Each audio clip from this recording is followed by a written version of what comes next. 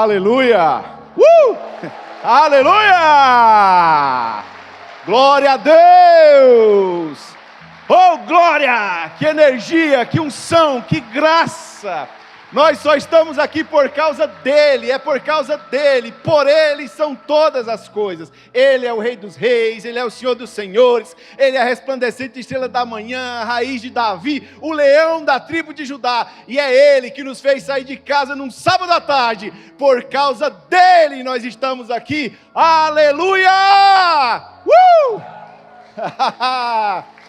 Antes de você sentar, olhe para o irmão do lado aí, cumprimente ele, dê um sorriso e diga: irmão, que bom estar aqui com você. É uma tarde muito especial. Aleluia. Pode sentar, queridos. Aleluia. A graça e a paz do Senhor Jesus. É um privilégio estar aqui com vocês. Aqueles que já me viram aqui pregando outras vezes, eu cumprimento, é um prazer revê-los.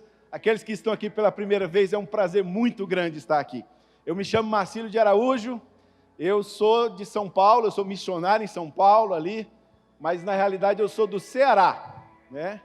Então, como Jesus, eu também sou cearense. Todos sabemos que Jesus era cearense. Jesus andava de jumento. Jesus falava o seguinte, que Fortaleza era grande, né? Ele dizia também que o Ceará era grande. Então nós sabemos que Jesus era cearense. E ele dizia: eis que estou à porta do seu coração e bato. Se alguém ouvir abrir a porta, eu cearei com ele e ele ceará comigo. Todas as evidências bíblicas levam para isso. Eu tenho o privilégio de estar aqui hoje com vocês, a convite de uma pessoa que eu amo muito, um homem de Deus. Eu sou missionário e sou empresário também, né?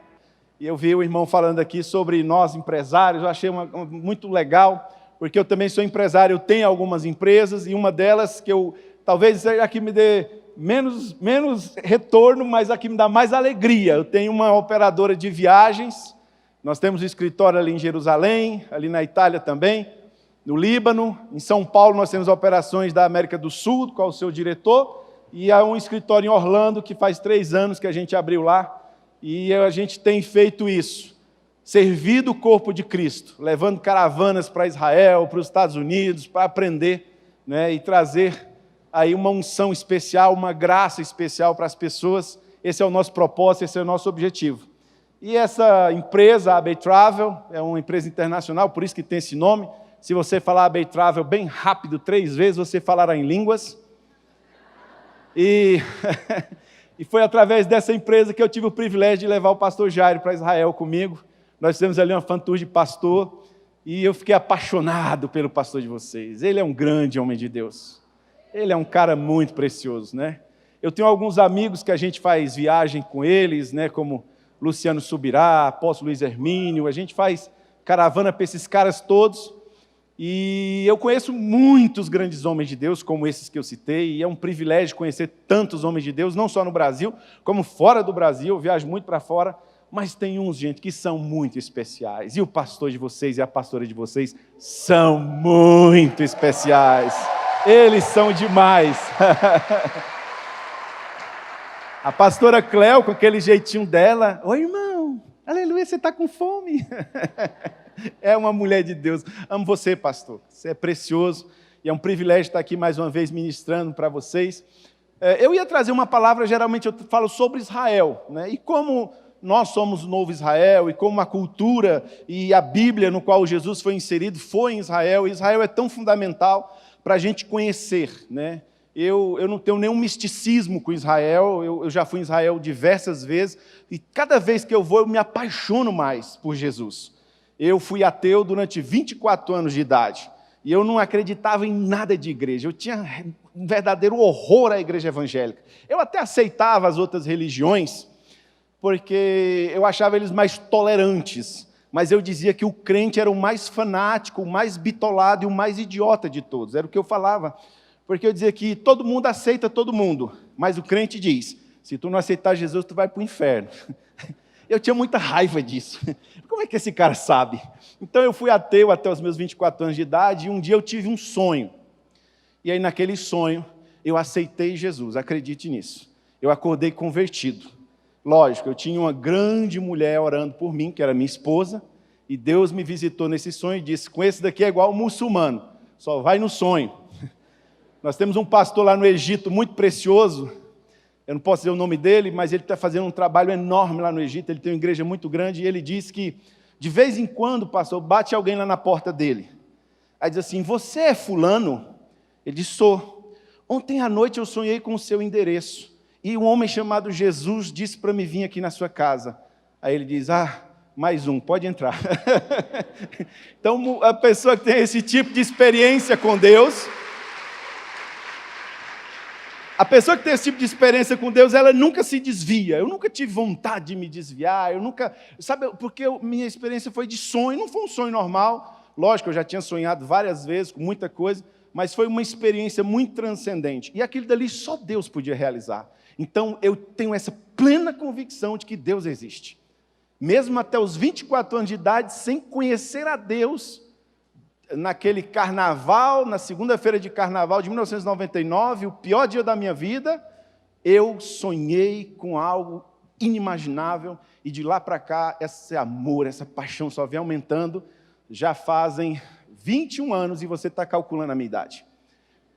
Então, e eu aprendi a amar a Deus, e eu amo a Deus, e para mim é algo muito automático, sabe? Nunca desanimar com Deus.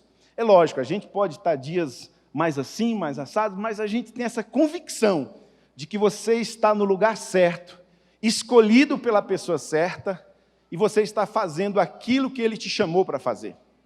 No João, capítulo 15, no versículo 16, o próprio Jesus diz assim, não fostes vós que escolhestes a mim, pelo contrário, eu que vos escolhi e vos dei o meu nome, para que vades e deis fruto, e o vosso fruto permaneça. Interessante, porque nós fomos escolhidos para dar fruto, para gerar, como diz essa conferência.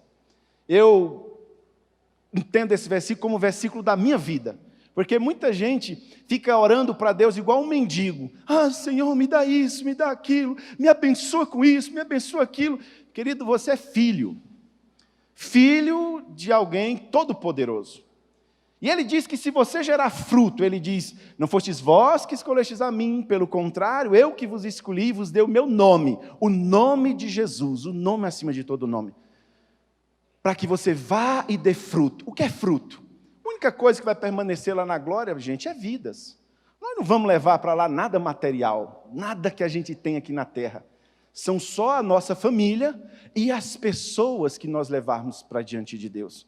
E ele diz assim, se você gerar fruto, o próprio Jesus disse, e tudo quanto pedires ao Pai em meu nome, o Pai vai conceder.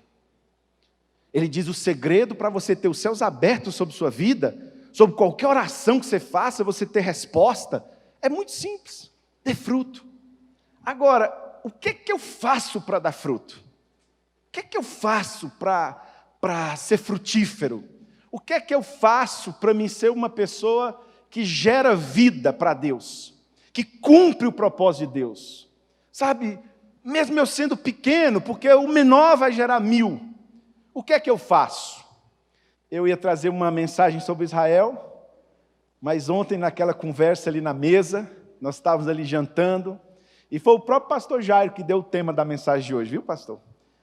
Acordei de madrugada, incomodado, fui para o computador, escrevi essa mensagem, mandei meus designers trabalharem, então a culpa é sua de eu ministrar isso aqui agora, viu? Não foi Israel, eu deixei um pouquinho de lado.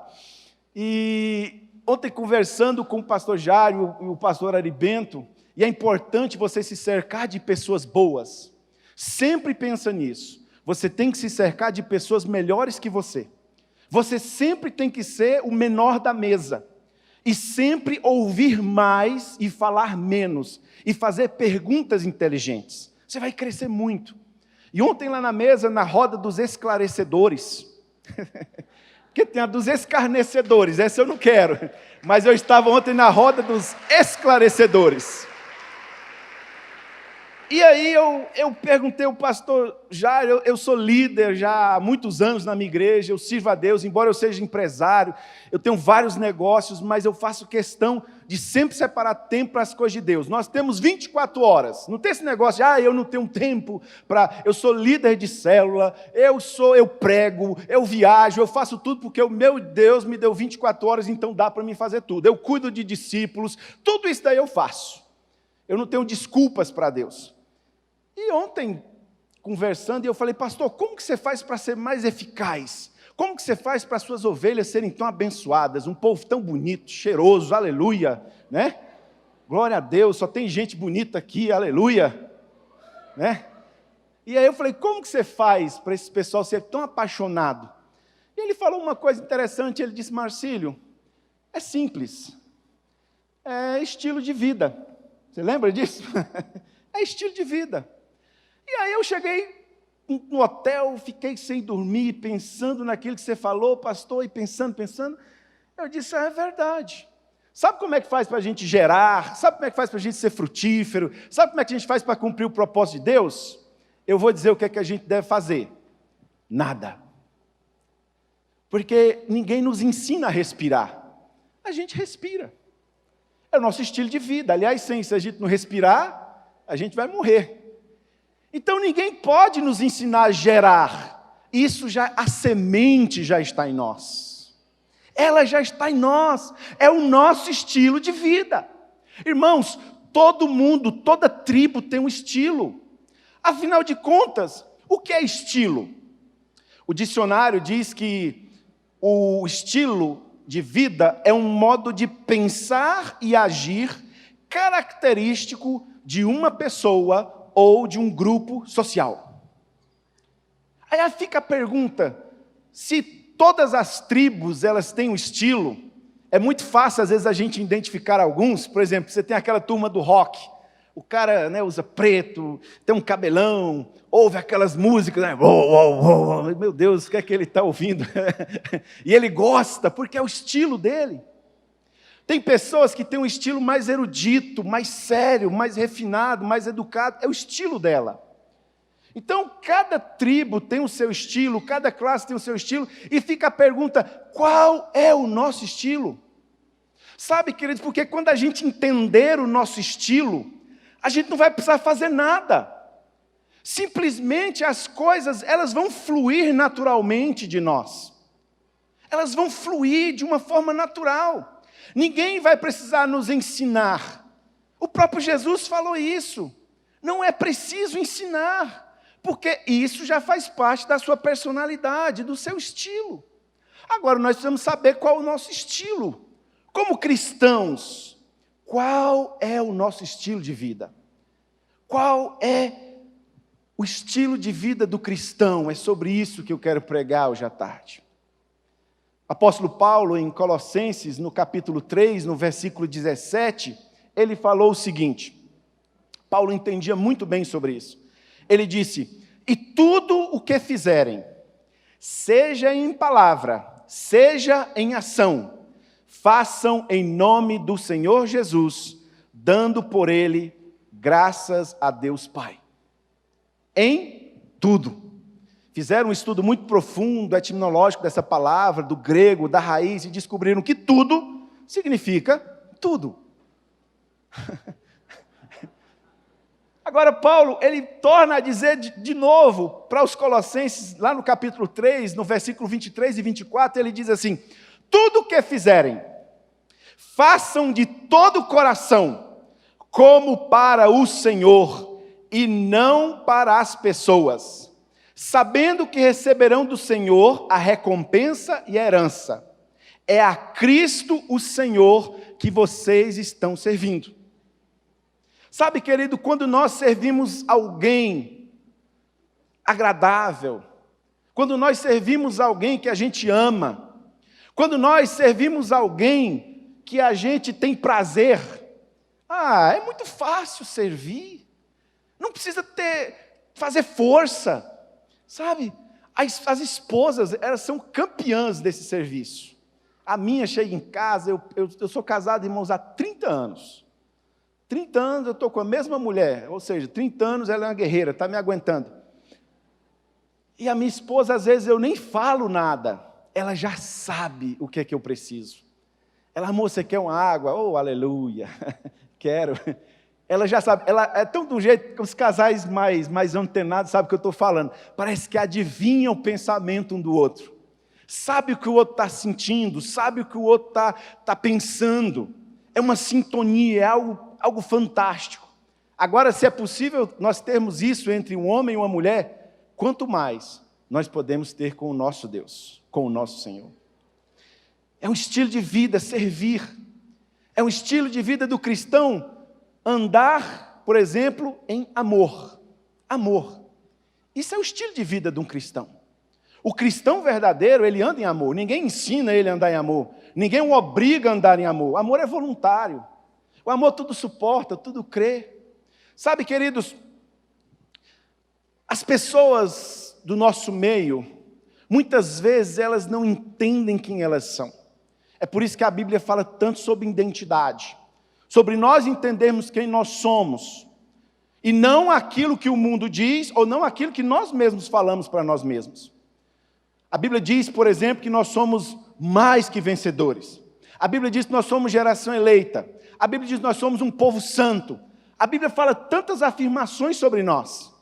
E às vezes eu confesso que eu tenho que ter muita fé para poder acreditar naquilo que Deus pensa de mim. Porque às vezes a gente não se sente assim. Mas a Bíblia diz que o nosso coração é enganoso. Você sabe outra coisa que nós somos? E nós aceitamos muitas vezes uma mentira nessa área. Nós somos amorosos. Todos nós. Ah, Marcílio, mas eu não sou muito amoroso, eu falo grosseiro, eu sou muito direto, eu sou muito... Não, aí é a questão que você é mais educado, é outra história. Mas você é amoroso. Sabe, tem coisas na nossa vida que a gente precisa conhecer e tomar posse, e ativar, profetizar sobre nós. Jesus falou sobre as nossas palavras nós seremos justificados. Provérbios 18, 21 diz que a vida e a morte estão no poder da língua. Quem bem utilizá-la comerá do seu fruto. Então eu preciso declarar sobre mim, não, eu sou uma pessoa amorosa. Mesmo que eu agi com falta de amor dessa vez, mas eu não sou assim, eu sou amoroso. Por quê? 1 João 4,8, a Bíblia diz assim, aquele que não ama, não conhece a Deus, porque Deus é amor. Então, se Deus é amor, Ele não tem amor, a essência de Deus é o amor. Agora, olha o que é que Paulo diz em 1 Coríntios, capítulo 6, no versículo 17. Ele diz assim, mas aquele que se une ao Senhor, é um só Espírito com Ele. Quem aqui se uniu ao Senhor? Quem aqui deu a vida para Jesus? Quem aqui o convidou para entrar no seu coração? Você é um só Espírito com Ele. Deus é? O que é que você é? Então nunca mais aceite uma mentira do diabo, de dizer que você é isso, que você é aquilo. Mesmo que você pise fora da linha, mesmo que você, por um impulso, cometa alguma coisa que não é aquilo que você é. Mas você tem que profetizar e dizer, não, eu não sou assim. Eu sou amor, eu sou amoroso. O amor de Deus está em mim e Ele é derramado através de mim. Eu sou amor para o inferno e ponto final. Você tem um estilo de vida que você é amor. Você sabe outra coisa que é um estilo de vida do cristão? É o perdão. Nós somos um povo perdoador. Irmãos, o mundo aí fora não fala do perdão como nós falamos aqui dentro. Sabe? E o perdão é outra coisa que nós precisamos ter revelação. Lá em Lucas, no capítulo 17, o apóstolo Pedro chegou para Jesus, num lugar que nós vamos lá em Israel, que chama Bânias. Pedro perguntou para Jesus ali naquele local, Senhor, quantas vezes eu devo perdoar meu irmão? É 7, que é o que dizia a tradição judaica. E Jesus disse, não, Pedro, 70 vezes 7. Esse é o nosso estilo de vida, de perdoar. Aliás, irmão, nosso estilo de vida deve ser de perdoar automaticamente. Na hora que me ofendeu, ou mesmo antes que me ofendeu, já está perdoado. Aleluia. Já está perdoado. O perdão, ele tem que ser automático. Agora, tem uma mentira que nós aceitamos muitas vezes. Eu não estou sentindo de perdoar. Irmãos, perdão não é sentimento. Perdão é uma atitude. Você induz seu coração para perdoar e acabou. Não tem esse negócio de, eu não estou sentindo. Irmão, você controla a sua mão? Amém. Você controla seu pé? Amém. Por que você não controla seu coração, suas emoções, se você é cheio de domínio próprio? Não, eu já escolhi perdoar. Não, já está perdoado. E não tem esse negócio assim de, está perdoado ele lá e eu aqui, eu só não quero conversa. Não, está perdoado. Eu falo, eu converso, eu tomo um café, mas aqui é onde muita gente tropeça. Porque eles acham que perdoar é colocar a pessoa de volta na posição que ela tinha. Vou dar um exemplo. Você tem um funcionário seu, você é um empresário, um empreendedor, e um funcionário seu roubou o seu estoque. Quando você viu, o prejuízo era enorme. Então, querido, está perdoado, eu não tenho raiva de você, né? Eu creio que o meu Deus, Ele é supridor, Ele é poderoso para restituir tudo que você me tirou. E eu não tenho raiva de você, eu não tenho mágoa de você. Perdão é tomar veneno esperando que o outro morra, é ficar com aquela pessoa presa, atrapalhando meu sono. Eu não quero isso para mim. Você está perdoado, aleluia, vá com Deus. Está perdoado. Mas eu não vou te colocar de novo para cuidar do estoque. Muita gente pensa isso. Não vou perdoar, porque se eu perdoar, eu vou ter que restituir essa pessoa. Não. O perdão é automático. A confiança leva tempo. O perdão é algo que eu faço como uma ação, não é um sentimento. Mas restituir a pessoa naquilo que ela fazia para mim, ou naquilo que era de confiança, é outra história. Mas o nosso estilo de vida deve ser sempre de perdoar. Você quer ver outra coisa que faz parte do nosso estilo de vida? A humildade. Sabe, irmão, o cristão tem que ser uma pessoa humilde. E humildade é uma coisa sensível, porque quando você pensa que tem, é que você já perdeu.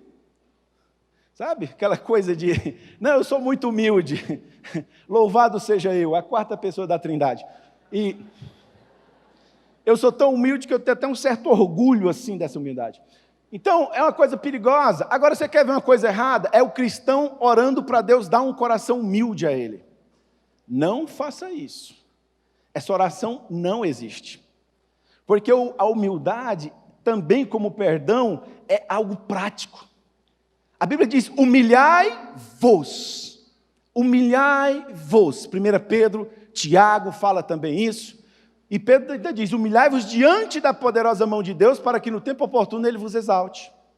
Então, se você tem algo te incomodando, se você é uma pessoa que retruca, se você é uma pessoa que age com arrogância, e você diz assim, Senhor, eu errei, eu fui arrogante, me dá um coração humilde, Deus vai te dar situações para você ser mais humilhado ainda. Porque enquanto você não se humilhar de verdade, você não vai superar aquela situação. E aí é como aquela pessoa que Tiago diz, que continua sendo testado, mas nunca é aprovado. Sempre repete a prova. E a pessoa fica invocada porque ela diz, essa situação só acontece comigo. Porque você ainda não venceu a prova. Você não se humilhou. Você não confiou que Deus vai te exaltar. Você deixou uma situação colocar você num estado em que o seu ego ficou ferido. Irmão, humilhai-vos. É você que se humilha. Alguém te pisou? Pois se humilhe. Peça perdão. Querido, me perdoe. Tem gente que diz, não, mas ele que está errado. Não, mas eu não sou besta. Não, mas não sei o quê. É incrível como nós damos desculpas para não trilhar o caminho mais estreito. E o caminho mais estreito é que nos leva a aperfeiçoamento em Cristo. Sabe uma coisa? Tem gente que às vezes Deus tira casa, Deus tira o emprego, Deus tira tudo porque Deus está tratando com a pessoa. Ao invés da pessoa se humilhar logo, se quebrar, porque a Bíblia diz isso, que Deus ele dá graça ao humilde, mas Ele resiste ao soberbo. Aí a pessoa continua soberba. Ela está lá apanhando. Você vai falar com ela, irmãos, vamos tentar isso aqui. Não, eu não quero. Ela está em situação de humilhação, mas ela nunca se humilha. Mas não é assim conosco aqui não, porque nós temos o estilo de vida do verdadeiro cristão. E a humildade é uma delas. Amém? Outra coisa que faz parte do nosso estilo de vida, a integridade. Sermos íntegros, ter caráter, sabe? João 8,44 diz que o diabo é o pai da mentira. E toda verdade, por mais dura que ela seja, ela é muito melhor do que qualquer mentira. Você tem que ser uma pessoa íntegra, você tem que ser uma pessoa correta. Sabe, o mundo, e principalmente o nosso país, ele tem uma cultura cheia de jeitinhos. Eu não entendo muito isso. É de jeitinhos, é de coisas que a gente tem que fugir. Nós temos que ser íntegro, correto, andar de cabeça erguida, atender, estou devendo, atendo o telefone. Diga, querido, olha, estou vendo, não fuja. Seja íntegro no seu trabalho. Mas vamos pega um pouquinho disso aqui, todos os funcionários levam da empresa, você não, como dizia a sua mãe, você não é todo mundo. Tem outra frase muito famosa das mães, não. São as duas frases mais clássicas das mães. Você não é todo mundo e não. Então, cheia de sabedoria essa frase. Integridade. Agora, você adquiriu integridade na sua família? Glória a Deus. Você tinha um pai que foi marido de uma sua esposa, você tinha um pai que falava a verdade, você tinha uma família estabilizada, você tinha exemplo dentro da sua casa, glória a Deus. E quando nós não temos, Marcílio? O meu pai, coitado, nunca recebeu talvez do pai dele. Chegava em casa no meio da semana, totalmente embriagado. Não tive nenhuma referência paterna. Mas uma coisa para mim foi interessante, porque meu pai fumava, o pessoal lá em casa bebia, meus irmãos, todo mundo, mas eu olhei a vida deles e disse, eu não quero isso para mim. Eu não sei como é que faz para fazer diferente, mas eu não quero. E o que aconteceu? Eu fui procurar mentores, pessoas que pudessem me ensinar acerca da integridade, pessoas que pudessem me ensinar, Marcílio, olha, aquilo ali que você fez não foi legal. Marcílio, isso daqui que você falou não foi bacana. Pessoas que vão refinar você, sabe? E mentor é como um maçarico, porque você é ouro para Deus. Deus te comprou com peso de ouro, Ele deu o filho dele por você. Mas junto com esse ouro veio um monte de impureza. E você precisa do mentor ali como um maçarico. E dói, machuca às vezes. E principalmente o homem. A mulher tem um coração mais ensinável. Por regra da natureza humana, as mulheres elas gostam de aprender. O homem não. Eu não sei porque nós somos mais orgulhosos nessa área. Quando alguém vem nos confrontar, quando alguém vem num discipulado mais profundo, falar o nosso coração, ao invés da gente ficar agradecido, a gente, homem, fica ofendido. Que esse cara pensa que ele é? Só porque ele é pastor? Só porque é o pastor do cabelinho branco que pinta quadro? Não, estou brincando. Quem que esse cara pensa que ele é? Né? Porque o homem ele tem essa bobagem, essa imaturidade. Ele não entende que uma repreensão, principalmente nessa área do caráter, é algo para o bem. Ele quer fugir. Por isso que muitas vezes você vê pessoas que estavam caminhando, porque aqui é um ambiente de cura. Aqui é um ambiente onde se trata o caráter. Aí você vê o irmão, cadê o irmão? Não está mais aqui. Está lá na outra igreja. Por quê? Porque lá na outra igreja ele não quer ser tratado, ele não quer ser reconhecido, ele não quer participar de nada, ele só quer congregar porque ele quer ir para o céu. Mas ele não quer que ninguém mexa no caráter dele. Isso é orgulho, é ego ferido. As mulheres, via de regra, elas não têm problema com isso. Os homens têm muito problema. Às vezes a mulher diz assim, amor, vamos procurar o nosso líder, vamos abrir nosso casamento para ele, falar algumas coisas. Está doida, mulher? Não, eu resolvo, eu sou o cara. Orgulho, bobo. E ele deixa de ter o caráter tratado, ele deixa de ser um cara mais refinado. Irmãos, eu era horrível. Eu passei a caminhar com o meu pastor já desde que ele foi lá para Fortaleza, nós começamos em Fortaleza, hoje a gente está em São Paulo, e ele me ajudou muito nessa área do caráter, muito, em coisas que eu não via. Então você precisa de alguém para afiar o seu machado. A Bíblia fala tanto, o livro de Provérbios, principalmente acho que Provérbios 12 e o 20 também, tanto sobre amar a repreensão. Ela dói, é chato, não é legal você ouvir alguém falando do teu comportamento. Irmão, mas isso aí vai te ajudar demais, porque as pessoas vão começar a perceber uma mudança, uma transformação. Você vai ganhar mais confiança das pessoas, você vai ser uma pessoa mais efetiva em tudo que você fizer, por causa da integridade. Esse é o estilo de vida que nós temos, o da integridade. Você quer ver outra coisa que é o nosso estilo de vida? É o congregar. Congregar. Irmãos, faz 21 anos que eu congrego, que eu sirvo a Deus congregando. E não tem uma coisa mais apaixonante do que a igreja. Sabe? O congregar, ele deve ser uma expectativa no nosso coração. Tudo em nós vai de acordo com a nossa expectativa. Se você vem ao culto, se você vai a uma reunião de célula, se você vai a uma reunião de liderança, para ser só mais uma coisa, vai ser exatamente isso que você vai receber. Porque a honra que você dá é a honra que você recebe. Você deve vir para a igreja, irmãos, domingo, você deve acordar já com expectativa de congregar. Hebreus capítulo 10, versículo 25, o escritor dos Hebreus diz: e não deixai-vos de congregar, como é o costume de alguns.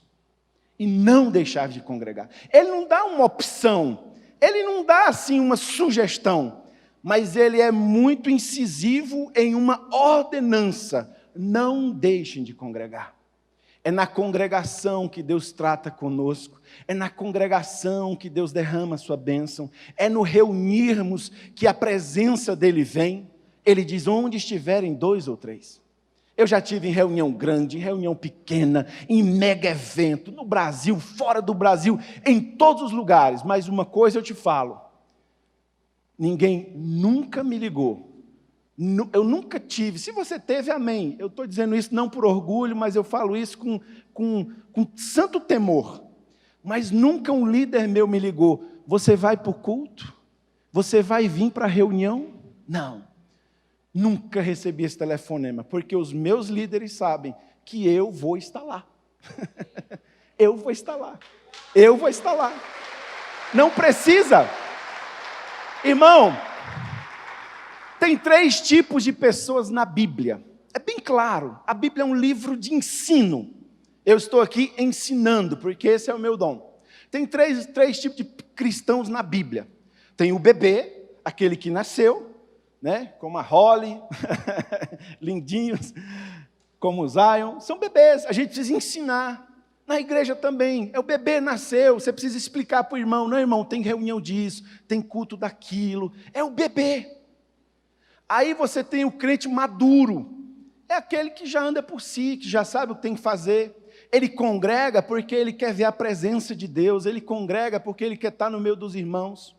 E tem um débil, esse é difícil, porque é o camarada que está há 20 anos na igreja, e nós temos que tratar igual um bebê: ô irmão, vai para o culto, irmão, eu vou domingo. Irmão, é o débil. Porque passou muitos anos, mas ele não amadureceu. A gente dá um desconto, lógico, mas a gente precisa entender isso, que o estilo de vida da gente é congregar. Ninguém precisa nos chamar para congregar. É ridículo isso. Eu vou congregar porque eu vou congregar, o domingo é do Senhor. Davi disse no Salmo 84, no verso 10, Salmo não tem versículo, é verso. Ele diz: mais vale um dia nos teus átrios do que 1000 em qualquer outro lugar. É o que Davi diz. Agora, o último estilo de vida de um cristão é o servir. Esse é um estilo de vida. Ai, chega, eu me arrepio. Sabe por que eu me arrepio? Porque eu vim numa igreja que não prega isso aqui. Essa igreja aqui não prega isso. Essa igreja vive isso. Ela vive. Irmãos, como diz, eu não vou ensinar pastor a orar. O ditado é outro, mas a gente adapta. Porque vocês vivem isso. Você sabe quantas pessoas têm organizando esse evento, essa convenção? Eu fiquei, 200 pessoas. 200 pessoas! Meu Deus! Meu irmão, eu estou aqui no palco, legal, me deram água, me deram café, foram top. Aqui é fácil, aqui é moleza, irmãos, aqui é moleza. Mas essa convenção só aconteceu porque tem um irmão lá atrás fazendo a faxina, porque tem um irmão ali no estacionamento, porque tem um outro com guarda-chuva, porque tem um ali recolhendo as ofertas, porque tem um ali na livraria, porque tem uns aqui na mídia. Irmãos, esses irmãos é que são os verdadeiros protagonistas dessa conferência. Aleluia! Eles é que são. Se a gente, pastora Cleo, se a gente tivesse que fazer um cartaz dos, quem serão os convidados? Geralmente coloca a nossa foto lá, mas a gente tinha que fazer um cartaz com 200 rostos, Esses que são os principais. Para nós aqui, irmão, a gente já pegou tudo aqui de mão beijada. Vocês estão de parabéns. Eu não vou falar sobre isso porque o servir é o estilo do crente. O servir é que faz com que o crente cresça. Lembra que eu falei do débil? É o servir que faz o crente crescer. Eu só quero dar uma ilustração, porque eu já estou indo para o fim. Sabe, a igreja, eu sou um crítico da igreja, não no sentido negativo, mas de entender algumas coisas que a igreja faz sem estar na Bíblia. Então, mas a igreja tradicional, ela cometeu um erro muito grave. Ela trouxe de volta um mal da Idade Média. No século IV, quando o Estado tomou de conta da igreja primitiva, houve então a romanização ali da igreja em 476. A igreja católica surge em 476, ali na Ponte Milvio, em Roma, na Batalha de Magêncio contra o imperador Constantino. E a partir dali, do ano 476, então, a igreja passa a pertencer ao Estado e nasce a Igreja Católica Apostólica Romana. Uma das coisas que foi se feito para se adaptar, então, às muitas religiões que foram indexadas, que houve ali uma junção, uma universalização das religiões, por isso o nome católico significa universal, não é nenhuma crítica aqui a ninguém, é um fato histórico, foi o clericalismo, porque esse clericalismo ele já existia. Então, adaptou-se o clericalismo para os homens, criou-se cargos na igreja, e deixou o povo meio a ver navios com relação a servir a Deus. O trabalho do povo era vir, dar dinheiro para pagar indulgências e simplesmente participar de algumas cerimônias, de alguns rituais. Pronto. Quando a igreja ela renasce em 1500, esse clericalismo ele é semi-quebrado. Ele só foi realmente quebrado na visão celular, que trouxe de volta o princípio da igreja apostólica. Qual o princípio da igreja apostólica? Está lá em 5 livros. Colossenses, Filemão, 1 Coríntios, Romanos e no livro de Atos. É a igreja que se reúne nas casas, de casa em casa. E aí sim, nós podemos ter vários irmãos liderando nas suas casas, porque eles não tinham espaço para eles ser líderes na igreja, mas eles podiam liderar, eles podiam ensinar, eles podiam admoestar nas suas casas. Esse foi o resgate da igreja celular. E isso foi muito tremendo, porque despertou águias. Porque o que é que aconteceu na igreja tradicional? O sujeito estava lá. Você já viu o bebê águia? Você já viu lá aqueles documentários do ninho da águia? É o seguinte, eu vou explicar. A águia, ela tem os seus filhotinhos.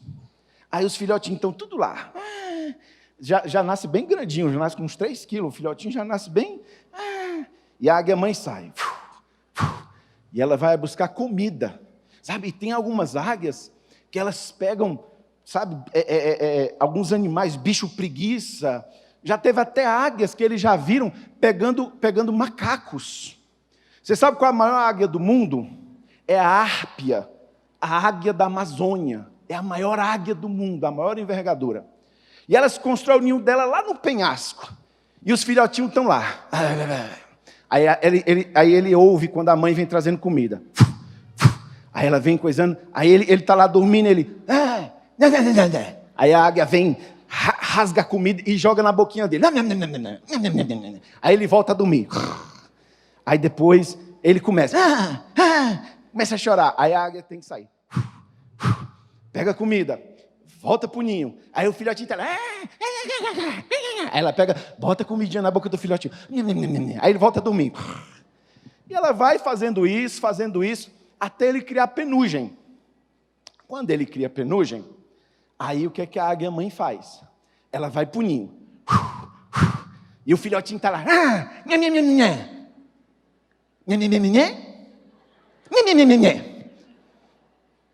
Aí ele abre os olhos assim, a mãe dele está lá com as penas tudo ouriçadas, e ele deve pensar assim, está endemoniada. E ela começa a pegar ele e começa a jogar ele no penhasco. Ele, não faça isso, mãe desnaturada, está endemoniada, sai, já te vi. E a águia joga o filhotinho, aí o filhotinho cai, essa águia endemoniada me vai matar. E eles falam que é uma das cenas mais lindas da natureza, porque a águia mãe, ela vem, e ela recolhe o filhotinho, ó, e leva ele de volta lá pro ninho. Aí ela se arrependeu dos seus pecados. Aí joga ele no ninho de novo. E aí depois vem de novo. Ele, não, de novo não. Joga ele. Aí pega ele. Joga ele. Pega ele. Até que em um dado momento, ele entende que ele tem uma coisinha chamada asa. Asa. Aí ele vai fazendo assim. Ele, opa. Ele, essa aerodinâmica é legal. Aí vai. Aí ele começa. Aí daqui a pouco, ela vem, recolhe ele, mas agora ele já está querendo, ele mesmo quer pular do ninho, ele vai lá e pula, e ele... Até o momento que ele... Uau! E ele voa. Isso é o cristão tradicional. Ele está lá no ninho. Me dá bênção, me dá vitória. Ore por mim. Aí o pastor, bobão, fica lá só pegando comida e dando praguinha pequena. Mas um momento, ele diz, espera aí. Você vai... Tem uma célula ali para você cuidar. Tem os discípulos ali para você cuidar. E ele meio, não quero. Não tenho capacidade. Eu não consigo. Ó vida. Mas num dado momento, ele começa.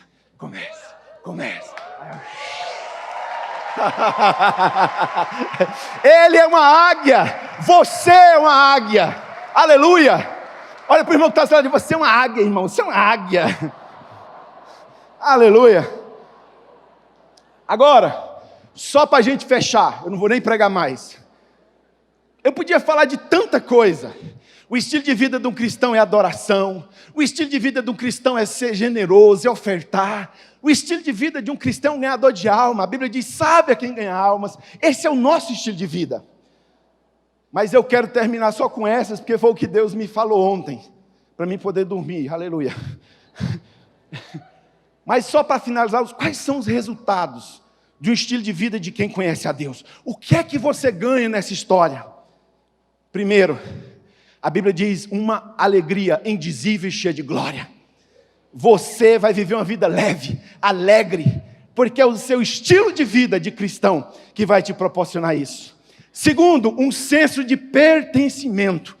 Eu faço parte de um projeto, eu faço parte de algo importante, é o reino de Deus. Eu sou um soldado, como o pastor Ari pregou, eu sou um guerreiro, eu faço parte de um exército, de uma igreja, eu tenho uma identidade, é um sentimento, um senso de pertencimento. Depois, um sentimento de propósito sendo cumprido. A nossa vida não pode ser só passar a semana toda vagando por aí, e no final de semana indo tomar uma cervejinha, indo para o futebol, e não sei o que. Isso é muito pouco, isso é muito inútil, isso é muito irrelevante, diante da grandeza que Deus tem para nós. diante daquilo que Deus quer fazer em nós, e diante daquilo que Deus quer fazer, principalmente através de nós. Penúltimo, uma estabilidade emocional no meio das lutas e das adversidades da vida. Você vai ter paz, você vai ter alegria, você vai ter um coração tranquilo, porque o nosso Deus é poderoso e Ele tem cuidado de nós. E por último, sabe qual é o estilo de vida de quem serve a Deus? É isso aí, ó, a salvação eterna em Cristo Jesus. Fica de pé. Ele disse: eu fui preparar lugar. Ele tem um lugar para nós. Sabe, queridos, nos últimos dias, o Senhor está chacoalhando o mundo. Nós estamos vivendo esses últimos dias. E mesmo que ele demore 1000 anos, que um dia para Deus vale 1000 anos, mas eu estou vivendo os meus últimos dias, porque todo dia o relógio está correndo. Todo dia eu tenho que viver a minha vida mais intensa, mais feliz, mais apaixonada. E eu tenho certeza que lá na glória nós vamos ter muitas surpresas. Muitas pessoas que nós esperávamos ver lá, nós não vamos ver. Gente muito, sabe, muito religiosa, muito cheia de marra espiritual. Aquelas pessoas, Jesus vai dizer: eu nem conheço vocês. Ah, Senhor, em teu nome fizemos isso, aquilo. Jesus: não, eu nem conheço vocês. Outra surpresa que nós vamos ter é que muita gente, que a gente achava que não ia estar lá, vai estar. Você aqui, sim, teve jeito para mim, eu aceitei Jesus, Ele transformou minha vida, e um pouquinho ainda de vida que eu tinha, eu vivi com um coração totalmente apaixonado, um estilo de vida para Ele. E sabe qual é a maior surpresa? Você vai estar lá. Aleluia!